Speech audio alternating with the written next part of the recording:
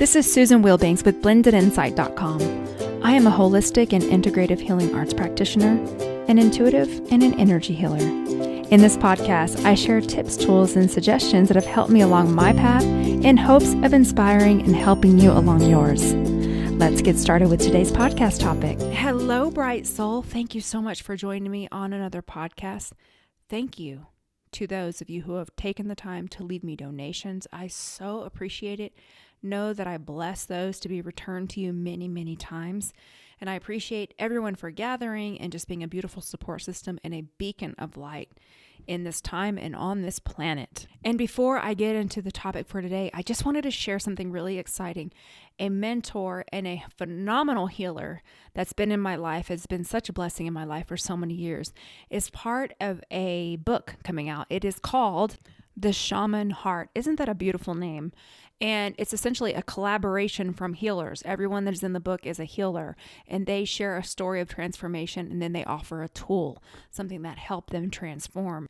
And the publisher is Brave Healer Productions. This production company is a healer herself. It's her company. She's a healer, and she's had phenomenal success. So I just learned about this book launch. I didn't even know that him and his wife were working on this book. It's a collaboration, as I said. And so I thought, I think people that are drawn to my work would probably really appreciate and like this book. I'm not getting anything out of it. There's nothing in it for me other than doing what I do, sharing things that can help people go to the next level. And I particularly like small business type of support because that's what we need right now. Let's support people who are actually in the trenches doing the work. They may not have a huge name, they may not have a huge platform, but they're transforming lives one at a time. And so I wanted to offer you the opportunity to also be a part of the book launch. And I'm going to put the link in the show notes below. If you sign up for the book launch, they'll essentially send you an email and you're just going to be a part of getting it off the ground. You'll get a digital copy of the book, and then it's $1.99. You pay $1.99. And when the book comes out, you'll get a digital version. You can read through it and provide feedback so that they can get this into the ears and hands of people who would really benefit from this type of work. John and Julianne are the two healers that I know that have been transformational. They worked with me. They worked with my daughter. I have another close friend of mine. I've learned so much from both of them. Their chapters are 13 and 21. So I just wanted to put that out there. I want this to be successful. I really want this to be successful because I want to see people who are authentic and legit, doing the work, no shortcuts, in the trenches. I want to see them transform more lives and get their work recognized. When I say recognized, I'm not talking about something big. I'm saying other people that are searching for that. I want to connect those two. And the more of us that transform, the more of us show up healed and help to make this world a brighter place, which is what I say. I feel like I say it every week, but I know I say it a lot. So again, that'll be in the show notes. So on to the topic for today. That is the in-between phase. That is the position where you're moving into something new, and we're all doing that as a world right now, but you're not there yet. So it's kind of a mess where you are. I'm not saying that that's the case in your personal life, but in the world, we're in that phase right now. So let me give you an example. So we just had spring break here. So my daughter and I went up to the hot springs, and we normally don't go to the hot springs in the winter because I don't like mountain driving in the winter. And I'm not a fan of snow and cold weather. And so we went once before in December, and it was cold, full on snowing, but we still got in the hot springs. It was a fun experience. We have a lot of good memories. But this time we decided we're going to go back to the hot springs. So it was around 30, 32 degrees. You all will be proud of us because we were just walking around in our bathing suits, going to the hot springs like it's summer. And it's 32 degrees outside. And honestly, it wasn't that bad. It was kind of enjoyable.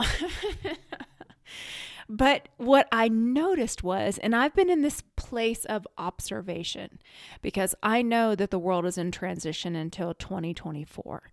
So we're still in it. And I know a lot of people want to pretend like things are just going to be back to normal. They're not going to go back to normal. We've shifted dramatically. There's been a huge evolution, a consciousness shift, in some cases a de-evolution for people who have numbed out, turned off. And what I observe is the general fatigue and irritation and exhaustion of the collective. So here in Colorado, and I'm pretty sure this is everywhere, there is a staffing shortage of epic proportions, which for me, I'm very logical. So I try to think about this. So there aren't restrictions anymore. You can go and do whatever it is that you please. The agenda about forcing things has been given, that gig is up. That has come to light, been found out, it's up. We don't have that anymore. But yet there's still a massive staffing shortage everywhere we go. And there is a sense of entitlement that is really bizarre.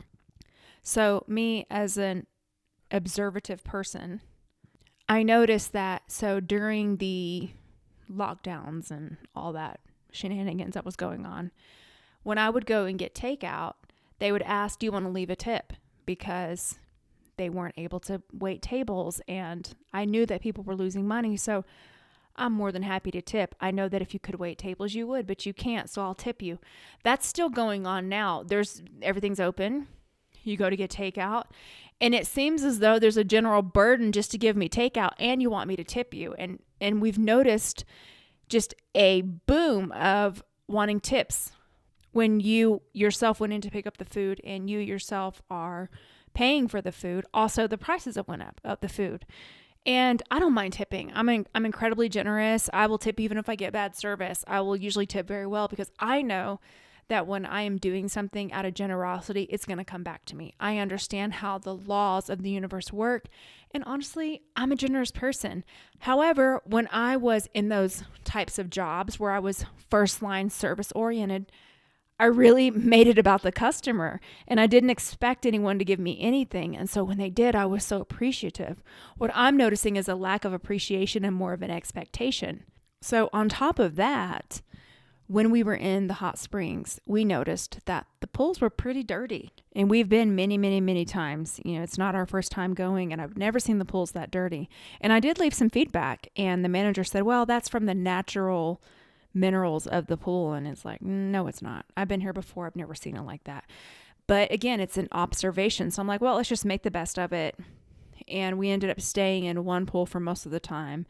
And, my daughter and I just had that personality. Well, I have it by myself and she has it by herself. So she's got it because she's been around me, but people are naturally drawn to us and they just want to talk to us. And a lot of times people just, without knowing anything about me, just dump their whole life story on me. And I know most of you have that experience as well. And it's fine. It wasn't bad. They were really sweet people. So we had a decent time. And then we noticed our hotel was really dirty. Not the inside of the room, but the lobbies, like the trashes were overflowing. The customer service person at checkout was very robotic and numb. It's like, wow, this is nuts. And then the people that were the guests in the hotel, my observation was their kids are like rambunctious, running wild, and they just don't correct their children. When my daughter was little, I didn't allow her to do that. I was not going to allow her to just wreak havoc in public without me doing anything. I parented her because that's part of being a parent. I didn't let her run wild. And what I'm noticing is it's the overall exhaustion of people where it's like, let your kids do whatever. We don't have to take the trash out. It's really interesting to observe. It's sad. It is kind of sad. But for me, it's like, well, look, they're tough. It's what you do with it. And it really just solidified what I've been saying all along. For the people that don't have the tools that you and I have, or the people that don't choose to do it, they're in a state of apathy almost. They are in a state of, oh, well, who cares? And it's so noticeable. It's blaringly obvious to us. And I thought initially that it was just around where I live. But after I went to the mountains, to the hot springs, I realized, no, this is the world. And so I just started sparking conversations with people, coworkers, friends, people that live in other countries, people that live in other states. We're all having the same experience. And so, the law of attraction is really important. So what you focus on, you're going to align to you. So I will say that, okay, so the hot springs, I'm pointing out what I observed, but actually some people that were really fun to talk to were very drawn to us, and they connected with us. They actually were from Denver like us. We talked, we had a really good conversation. I mean, my daughter and I had a great time. We went out to eat that night to dinner, found an amazing Italian restaurant. The waiter was amazing. Again, we're looking around at other guests like, wow. But our personal experience within that was really great because we are going to make the best of it. And the world is still in an in-between phase, which means we have to hold on a little longer, hold the vision, be as positive as possible while we are in transition still, the in-between phase. If you've ever done a home renovation project or any type of project, you have to take everything out and it's a wreck at first.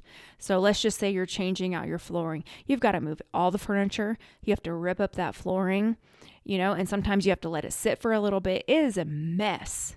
And then when you start to put it back together, it's still a mess until it's all the way done. And that's what we're going through right now. So what can you really do? Because I know for me, I still feel an energy of, I don't want to say it's a holding pattern, but I know that there's still transitions coming, and I know that there's still things happening that the collective probably won't expect. So I am just day by day, taking it day by day. When my daughter and I were leaving the hot springs, we went for breakfast at the Village Inn. I don't know if you all have a Village Inn, but it was close to where we were. And I was like, let's just get breakfast before we drive back. So we go in, and the hostess is very kind to us, very talkative, very sweet. Look around. It's dirty. It's just dirty. There's stuff all on the floor, like napkins, food. Gross, right? It's just gross. And there's only one waitress for this whole entire section. So they're understaffed, and they have a sign on the door that says, oh, be patient, we're understaffed. That sign's everywhere we go. We're understaffed, be patient. And I will be patient because I can only imagine, and I will tip very well. So our service was really slow. Our food wasn't very great. It was pretty cold. And I had a mother and daughter with a small child behind us. And the little girl was screaming and crying and getting down from her table and going over to strangers' tables to mess with their kid. And the mother wasn't even doing anything. And I was telling my daughter, her and I were giggling to ourselves because we're locking eyes and we're thinking the same thing, and for me, it's just like, this is craziness because in my most exhausting days, I never did not parent my daughter. If I'm tired, I'm not going to make the rest of the world suffer because I don't want to parent my daughter. That's my daughter. And my daughter obviously was raised by me. So she's like, yeah, I'm pretty sure you would have been squeezing my arm. So that's what I used to do with my daughter when she would start getting really out of hand. I would lightly and firmly squeeze her arm to tell her, cut it out. And this was way before any of this work that I'm doing now. But she's like, that was really smart because it worked, because it made me realize you were serious. So we're locking eyes, and then we hear other tables complaining and getting really angry about this out of control kid. And I was explaining to her, like, this is the domino effect of one person who is unconscious and refusing to do their own work, impacting everyone else, complete strangers. On the other hand, if that one person had have just done their own inner work and taken care of the situation, and who knows, everyone's tired, so we don't know the situation with the child. And if this was just an isolated incident, I would say, okay. But I hear about these stories, not even in my own personal life, other people sharing with me similar things daily. And it's been going on for a long time, months now, maybe even a full year now. So it would have me come back to the thing of, this person is unconscious and they're tired and they're not doing anything, or whatever they're doing is not working to replenish themselves. And so just as one unconscious decision affects everyone, one conscious decision can also affect everyone in a positive way. So I bring this back to myself, and I'm a very logical person. I'm an air sign. I tend to think. I'm an analyst for a living. I analyze things, but I'm also in the spiritual realm. So I consciously try to expand and get answers. But does that really serve me all the time? No, because I don't have all the answers. And a lot of times we don't have the full picture. And the way that I always see it is if something is confusing to me, it's because I don't have all the information. So if I need some information, I can get that in my meditation. And if I don't need the information and it's not directly affecting me, let me focus on what I can do in any moment to be as peaceful and compassionate and calm as possible. And I wanted to share that with you because if you're experiencing some of those things that I just mentioned, you aren't alone. A lot of us are noticing it. A lot of us are experiencing it. But at the end of the day, what can you do? Focus on your vision. What's the vision for your life? What do you want to pull in? What do you want to cultivate? What do you want to experience the most of in your life? Because where you put your energy, you will pull it to you by law of attraction. And at the same time, having compassion for yourself as you move through this incredibly challenging time on the planet.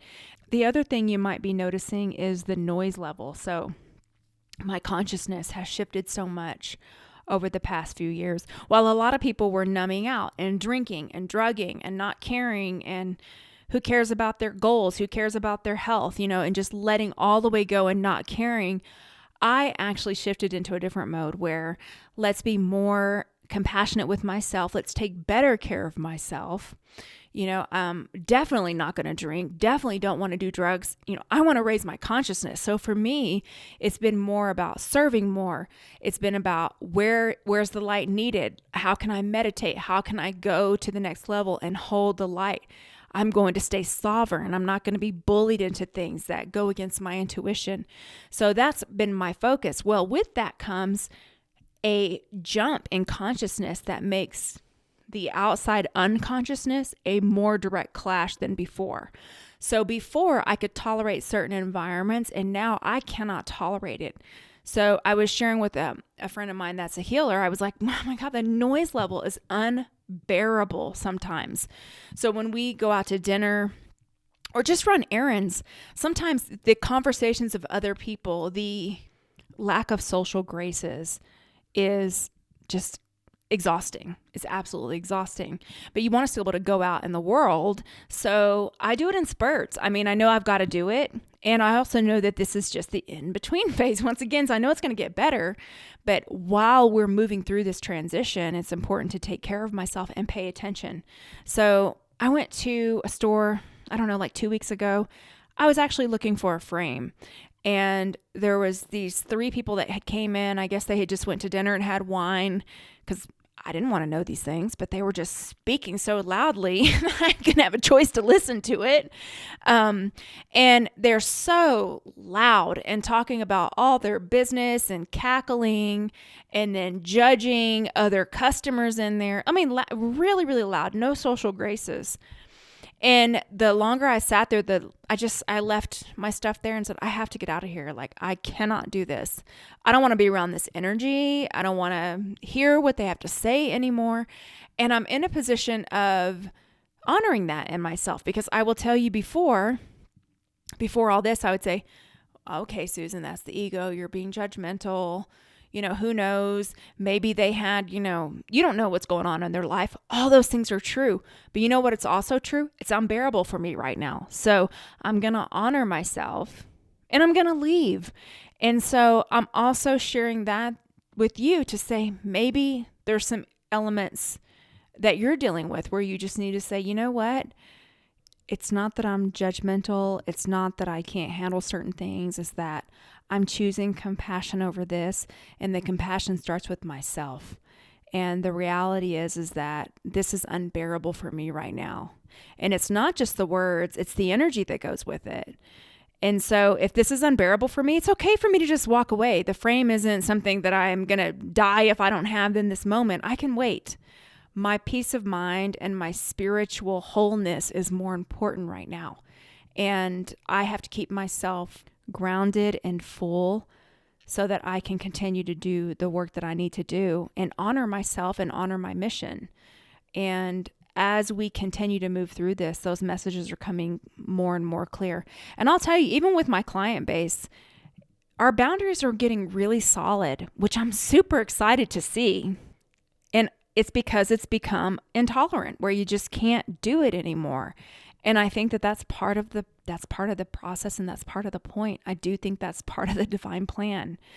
But I will say that your resolve gets stronger, you get stronger, and you're shifting into things that are more aligned with you. And that's really what it's about. I mean, the stuff that we were putting up with before, it's not aligned anymore. And when you're in a drastic transformation, things that aren't aligned, that don't serve you and that zap your energy, you can't tolerate or afford to put your energy in those things because you need your energy for the big things ahead. And we do have big things ahead. So I wanted to offer that today. And thank you for listening to my ramblings about all my experiences over the last couple of weeks. But let's go into a healing. And I will just clean you and ground you, bring in some beautiful healing energy. So you can uncross your arms and legs, focus on your breathing, just receive. This is your time.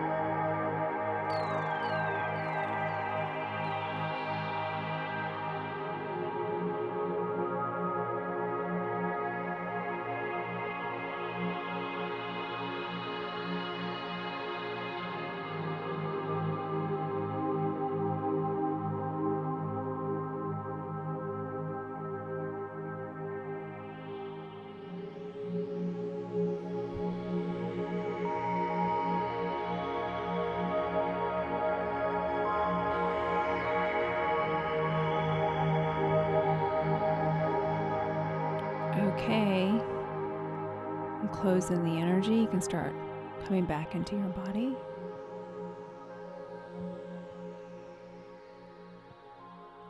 And so it is. Please don't forget, if you're interested in supporting these amazing healers on this book launch, the show notes will have, or the description on YouTube will have the link. You just go in, put your name, your email address, and then they will send you the information closer to the book launch, and you can get your copy for $1.99 before it's even published. The way we gain support is by supporting others. It's an energy. So if I'm supporting other people who do authentic and valid and pure work, that energy is returned to me. So I don't know why I was feeling guided to offer that. There might be someone sloughing off that information like it's an advertisement or something. It's not. I don't get anything out of it. But I'm passionate about the healing arts. Guys, this isn't a lot of people that do this work. You know that, gals and guys? This work that we're in right now, there's not a ton of people sharing that. You know what people want? The quick fix. They want the pill. They want to go to the doctor and get a shot. You know, people don't want to exercise. They want to get plastic surgery instead. It's crazy. So when there's actual healers that are sharing what they did to transform and telling you a little tip that could help you, is probably going to take work, but it can be inspirational. And I'm so passionate about that. And if you've ever worked on a project that you're passionate about and you're wanting to help people, isn't it nice when someone actually supports that and just tells people word of mouth? My entire business is word of mouth. I don't advertise. So I've grown my private practice and this channel thanks to you. Thank you so much. I can't thank you enough. But it's been word of mouth. It's not through advertisement. And to me, that is the best compliment. And I haven't read the book. I just know two of the healers, and I know how authentic and powerful and beautiful they are. So that's the reason I wanted to share it again. So again, that'll be in the link below, description for YouTube or show notes for any other platform. And I just want to wish you a beautiful week. Thank you for all you do and who you are and for being here. I so appreciate you. Take care. Bye-bye.